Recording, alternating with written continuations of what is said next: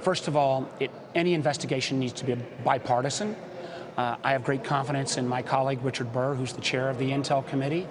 And when we see as early as October 7th, the whole intelligence community coming out with a uniform assessment that Russia interfered, I've been pretty disappointed that the president-elect has been dismissive of that comment. That's not just the CIA, that's the whole intel community.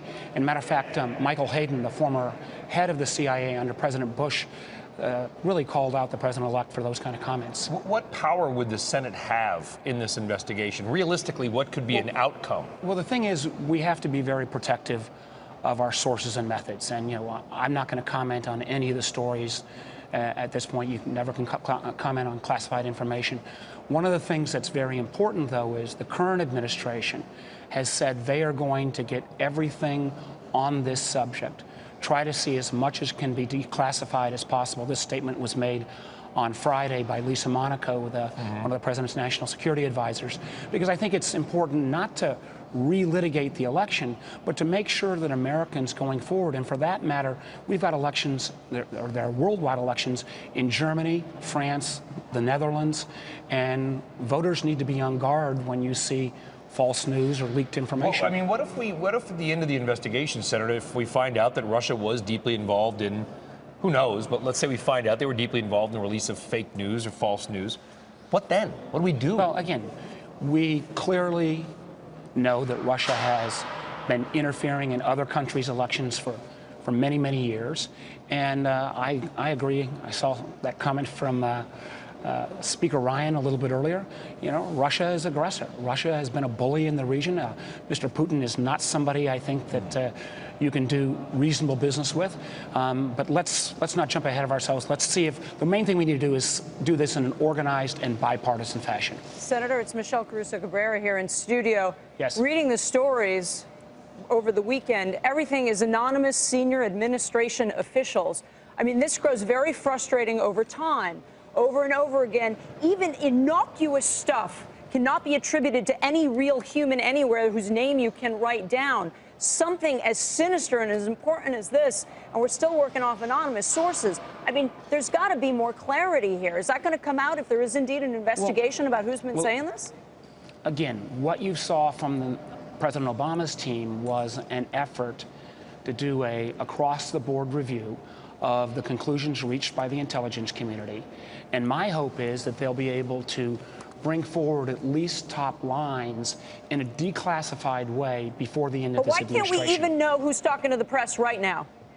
Well, listen, it is the most important job that I have as a member of the Intelligence Committee is to protect the sources and methods of the literally thousands of Americans who protect our country at grave danger to themselves.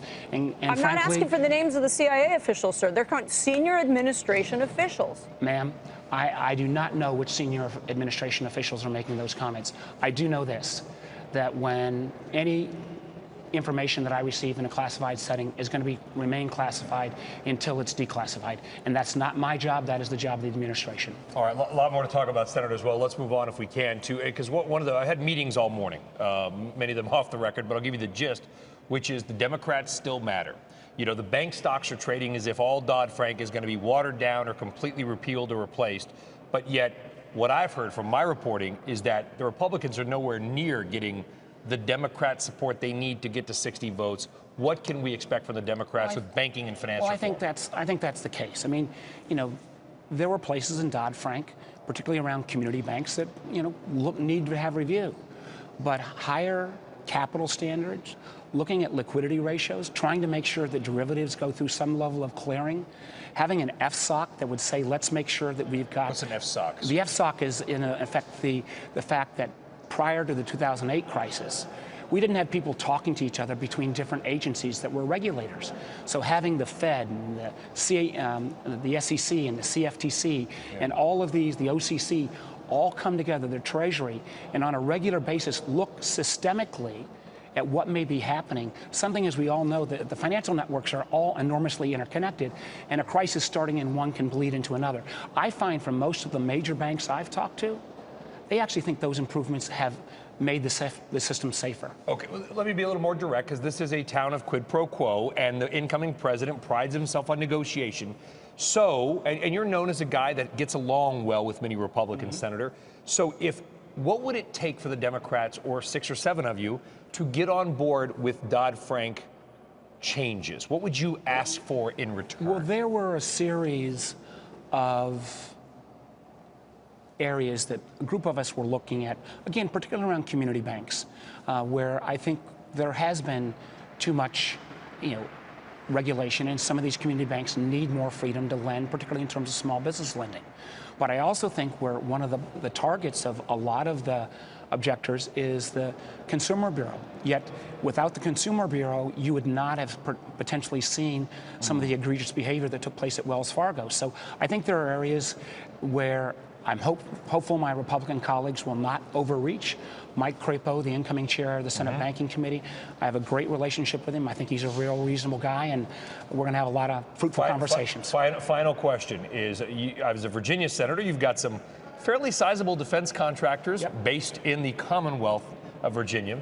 What do you make of the president-elect's tweets about Lockheed Martin and the F-35? Well, I tell you, you guys on CNBC have got a lot to predict in terms of the market.